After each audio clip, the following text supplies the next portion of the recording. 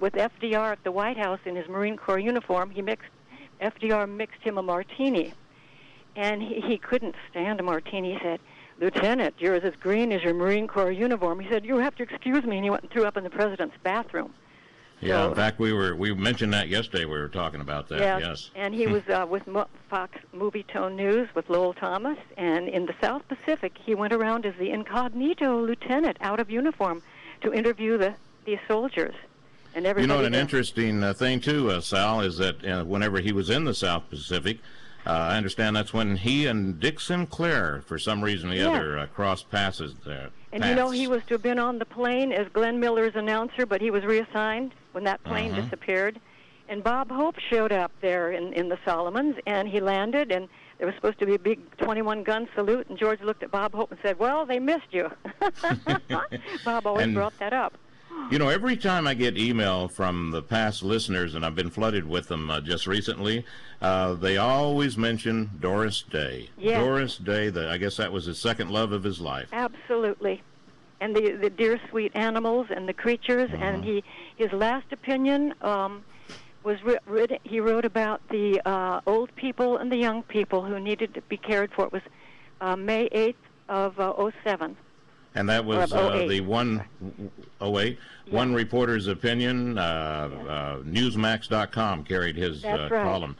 Every week, Sandy Frazier, George would dictate it to her, and she'd type it out. But, a few minutes left here, Sal. I got to tell you, you did so much for him. You and Tom Shelley, okay? I got to give you two the credit, because you grabbed hold of him, and you guys are saying, you got to do the movie.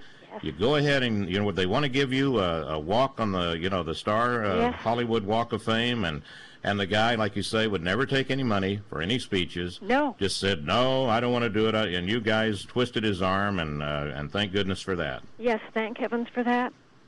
And the rest is history. Oh, yeah, as they say, yes. I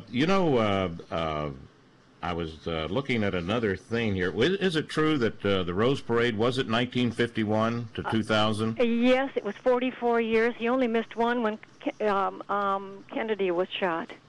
Oh, that was the Hollywood Parade. Yes, he missed that one, the death of Kennedy. But in 44 years, yes, the Tournament of Roses Parade. And then, as people just couldn't believe, he tripped over Wally George one day. I remember the first time I told somebody that, they said, "What? Yes. Tripped over Wally George?" Yes, but that was not the newscaster, Wally George. It was the dog. Well, Sal, I want to thank you, and I'm glad we had a few moments here to celebrate the birthday of George Putnam, July 14th, 1914. Absolutely. And passed away September 12th, 2008, Chino Valley Medical Center, Chino, California. And go ahead, Sal. Go ahead. And Howard Chappell, who was head of the Narcotics Bureau of Los Angeles, said he will never be matched by anyone in his chosen field ever. Ever. And ever. George would say to the men in the audience, "How's your PSA, men? There you Check go. your PSA." That's a great final crusade. Thank you, Sal, and talk to you later. Sal Conlon, we're going to take a break, coming back with Jane McGrath, CNSnews.com. Be right back.